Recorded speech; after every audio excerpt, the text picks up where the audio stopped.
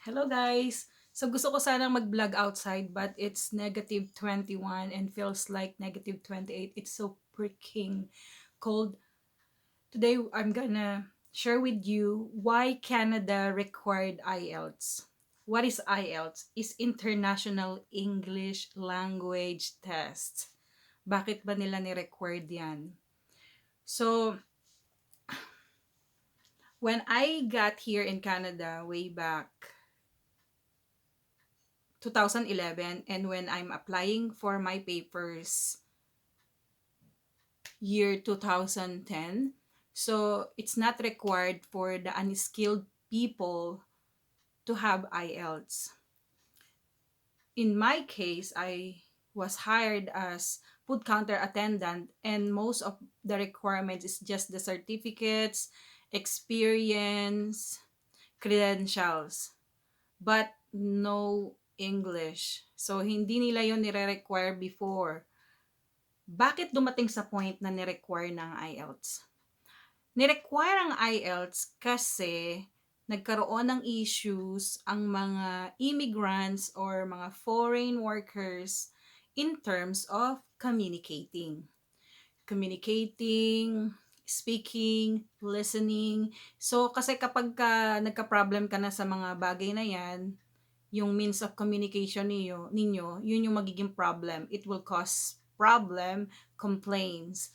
So, hindi na iwasan na nagkaroon ng racism between Canadians and immigrants or mga foreign workers kasi hindi nga sila makaintindi.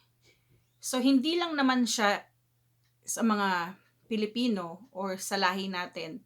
Number one na dyan, sa ibang lahi. Did you know that yung mga Chinese, hindi naman talaga, wala silang English subject sa back home eh. So, nahirapan silang makipag-communicate. Although, dumating sila dito as immigrant, no IELTS at all, hindi sila nag-take ng English. So, isa sa nakapagpa-trigger and cause din nun, yung they gonna find a job but they are having hard time to communicate, which is one of the requirements kapag naghahanap ka ng trabaho. You should communicate in English, you should listen, you should understand what they are saying. So, para magawa mo yung trabaho mo ng tama. Pero, ang English ay hindi basehan sa pagiging isang matalino. Hindi ibig sabihin na you know how to speak English, you're intelligent, you're bright. No, you're not. So, ang English ay isang form ng communication, but you need to learn that para maging maayos yung trabaho mo, 'di ba? So, number one dyan, I want to share with you what happened way back 6 years ago or 7 years ago before I got my residency. We are the last batch na hindi hininga ng IELTS when we are applying for our residency. Sasabihin ko sa inyo bakit. So, naging big issues ang communication in terms of English nung naging sabog siya sa Canada na they are complaining about foreign people that doesn't know how to speak English. Naging requirements ngayon ng Canada way back 2014 na magkaroon ng IELTS exam ang mga kukuha ng residency. And plus to that, yung mga nag-a-apply back home going to Canada para matest if you know how to speak, listen, writing, read English. So, meron siya naging basehan. Kaya nga sinasabi ko sa inyo guys, ang Canada, stay ang rules nila ng ganyan. Ang problema lang kung madadagdagan, which is eto na nga yung dinagdag. Nagkaroon ng IELTS exam. So, kasi guys, way back 10 years ago, maraming, hindi lang 10 years ago, way back 20 years ago, or iba, mga sinauna pa, maraming nakarating ng Canada na hindi rin tapos ng high school or hindi tapos ng college kasi hindi naman nire-require ang English. Ang nire-required lang nila is may experience, kaya mo bang trabahuhin to, yung mga ganon. Pero nung nagkaroon ng problema in between Canadians and sa country ng Canada and sa mga immigrants, dun pa lang nila mas nilabas ng immigration na kailangan yung mga pupunta ng Canada ay mag-IELTS na. That was 2014 when I'm applying my residency. We are the last batch na hindi pinag-IELTS before i-apply ang aming residency. Why? So they just ask our employer ng affidavit na we know how to read, speak, write, English. And that's it. So, yung employer namin, gumawa lang sila ng affidavit na nagpapatunay na, oh, this employee of mine, Eileen, know how to communicate, speak, write, and understand English. And that's it. They just gonna sign it. And that paper, ipapasa mo yun sa immigration para patunay na sanay kang magsalita ng Ingles.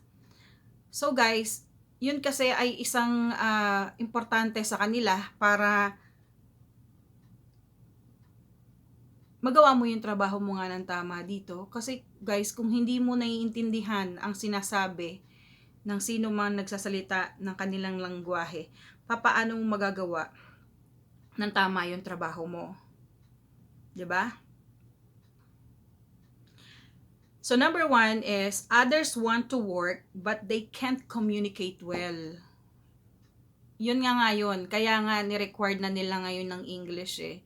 So yung mga nakarating dito na mga sinauna, they stayed in one place, they just stayed in one work kasi nga hanggang sa nakabisado na nila yung trabaho, hanggang naging yun na rin yung form nila to learn how to speak English. Marami akong mga kilalang ganyan na nandito. They stayed all in one job. They can't go anywhere because they can't speak English. But they stayed in one work all their life. Kasi yun yung trabaho na nag-embrace din sa kanila, na sinimulan nila, na hindi na rin sila aalis. Kasi yun ay nagbibigay sa kanila ng ikabubuhay nila. 'Di ba? Before, ang IELTS ay required lang sa mga professionals or mga skilled people like doctor, nurse na nagla-landed dito kasi requirement siya talaga. Pero ngayon, kahit butcher, kahit na food counter attendant, kahit na factory worker, hinihingan na nila ng mga IELTS. So, next to that is yung mga agencies. Kasi yung mga agencies, may kredibilidad din yan. So, may mga standard din sila. Minsan, kahit na ang employer, they are not required for someone na kumuha ng English, nilalagay pa rin nila para hindi sila mapahiya. Siyempre, kung ako may company ako, may agency ako, gagandahan ko yung mga requirements at dapat matitino yung empleyadong kukunin ko para hindi mapahiya yung agency ko, di ba? So, minsan agency, sila rin yung naglalagay ng requirements na yun. Yun. Kasi maganda yun kapag nakita ng immigration na, ito, sanay siya. Kasi guys, ang kailangan dito, proof. Proof na you can speak English. Okay? Hindi mo po pwedeng sabihin na, I can talk in English. I understand English. Okay. Where's the proof? That's why there is International English Language Test ngayon. So, kailangan mag-review kayo. Marami namang paraan eh. Tulad nga ng lagi kong sinasabi sa channel ko, na more on ng aking sinasabi is encouraging people and advising you guys na kailangan kumpletuhin nyo yung requirements ninyo. Kasi isa lang ang wala dyan, hindi mo naman makukuha yung trabaho. Hindi mo ma-apply ang papel mo. Okay? Kailangan kumpletuhin mo yan. At higit sa lahat, ilagi mo isasaksak sa isip mo na marami at mahabang pasensya kasi hindi madali, hindi mapakabilis ang pag-a-apply sa Canada. It takes time. Canadian complaint to immigration na yung mga landed immigrants nga ay no English at all. 'Di ba? So nakakahiya din naman sa mga employer na gusto mong maghanap buhay pero you can't speak well English. You don't need to be fluent. You just need to understand what they are saying, what they are communicating, what they are trying to tell you, what they are trying to say. And then, syempre, sa trabaho, kung hindi mo naman maiko-communicate ng tama yun, lalo na if you are working in a service area, or you are working as a machinery or something, if someone is training you and you don't understand them, what will going to happen? Yun yung mangyayari, 'di ba? So minsan mistakes happen. Minsan accident happen because of poor communication. Kaya kailangan talaga na you know what you're doing, you know if you understand something, and if you can speak well or communicate well. Yun. Ni-require din yan para ma-avoid din yung racism. Guys, Filipinos know how to speak English. We know how to understand English. We're not fluent in English, but we can understand, speak right in English. We can also read English. Isang pribileyo yun sa atin kasi meron tayong subjects sa school. Unlike sa ibang lahi dito na talagang wala sila, as in they learn and they're back to zero. And most of the people speak well in English ay hindi naman mga Canadian, hindi naman mga nasa Amerika. Nasa ibang lugar pa nga, tulad ng mga Pilipino. 'Di ba? So, to avoid problems and racism din, kasi kapag nandito ka at you don't know how to speak English, you don't know how to explain yourself, may mga nang mamata sa'yo, may mga mamalitin ka, nire-racist ka, ganun. So, para rin naman sa'yo yun, para hindi ka mapahiya sa iba o sa sarili mo. Pero marami namang nakaka-survive dito na kahit na hindi napakagaling mag-English. What I'm trying to say is hindi mo naman talaga kailangan maging fluent para makakuha ng trabaho. Pero bilang sa'yo na nag-a-apply going to Canada, which is one of the requirements is IELTS, you need to do that. You need to finish, review, and get the certificate that you know how to speak in English, para naman hindi ka pagdating mo dito hindi ka rin na mamamalitin na iba. They knew that you was hired because you have complete papers, you are hired because you have the experience, you are hired because you can speak well, 'di ba? So yun lang din ma-advise ko sa iba. Hindi ko po pwedeng di natin pwedeng baliin ang requirements ng Canada. If they required you to get an IELTS, you need to do that.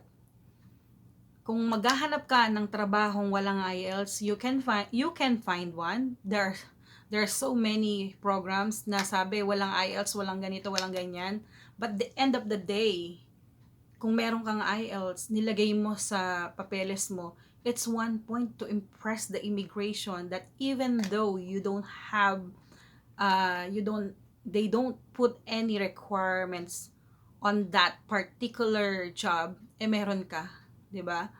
So, yun yung kailangan natin i-impress sila. Kung hindi mo ma-provide ng kompletong papel mo, hindi mo makuha ang trabaho.